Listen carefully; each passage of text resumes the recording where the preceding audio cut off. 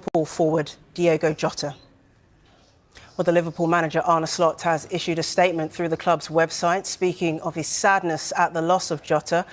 He said, "What to say? What can anyone say at a time like this when the shock and the pain is so incredibly raw? I wish I had the words, but I know I do not. All I have are feelings that I know so many people will share about a person and a player we love dearly and a family we care so much about. My first thoughts are not those of a football manager. They are of a father, a son, a brother and an uncle, and they belong to the family of Diogo and André Silva, who have experienced such an unimaginable loss. My message to them is very clear. You will never walk alone. The players, the staff, the supporters of Liverpool Football Club are all with you. And from what I have seen today, the same can be said of the wider family of football." Well, Slot closed by saying, "When the time is right, we will celebrate Diogo Jota. We will remember his goals and we will sing his song. For the time being, we will remember him as a unique human being and mourn his loss. We will never be forgotten. His name is Diogo." We had back and forth, and I'm not even a Liverpool fan. In terms of a goal that sticks out, it's probably his late winner over Tottenham Hotspur 2 seasons ago. You know, the game where it looked as if Liverpool were throwing away a 3-0 lead for Tottenham to equalise, make it 3-3, and then it's a long ball, and Jota just sort of snaps an interception, and before everyone knows what's going on, he's put the ball in the back of the net. It's very, very hard to make football look easy, but he had a way of doing that, particularly in the final third. He was a statistical darling for the people that like data and analytics and XG. There was the inside joke that Diogo Jota's shot maps were a work of art because he was so good in and around the 6-yard box. And there was just a way of, when the ball was pinballing around the penalty area, Jota had a way of making the ball stick. He had a childlike smile to him, but he had a real sort of mature presence in the penalty area. And it's a shame that injuries meant he couldn't play as much for Liverpool as perhaps Jurgen Klopp or Arne Slot wanted.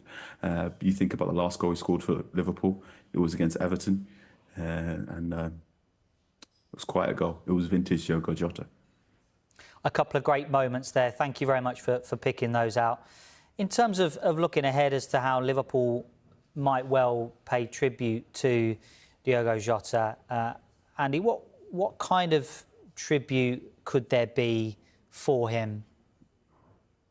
The tribute is for, as Virgil van Dijk has said, as countless players have said today, is for them to be the great Liverpool that they were when he was in the team. You know, that's the broader tribute, and that will happen.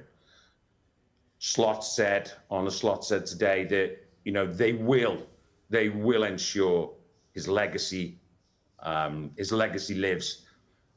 Now is the time for mourning, and of course he's right. But in the future, you know, Chris Bascom in the Telegraph you mentioned touched on the tragedies that Liverpool have suffered. You know, and through them all, the club has been never anything less than hugely dignified, supportive of those who are affected. I'm sure they'll continue to do that going forward. In terms of actual tributes, what they do, listen, it really, I think, is too early to even consider that, to exactly what they'll do. But I know for one thing, they'll do it exactly right, and they'll do it with the feeling that they've lost one of their own, which of course, sadly, they have. And for you, Carl, how do you think we've seen so many statements today from Liverpool teammates, but when they return for pre-season next week, it feels almost unimaginable, the atmosphere that they'll face there. Everywhere they look within that training ground, they'll see Diogo Jota. How hard will the next few weeks be for that team, that club, that manager? It's so difficult. I don't think it's worthwhile speculating. They're going to be walking into a place of work, a place of community, and one of the biggest characters in the room, someone who's always happy to be there, is no longer there. And this is not just for Liverpool players, this is the Liverpool members of staff, the non-playing members of staff, the coaches, the people who work in catering, the secretaries as well. They've all lost a friend. They've all lost someone they know,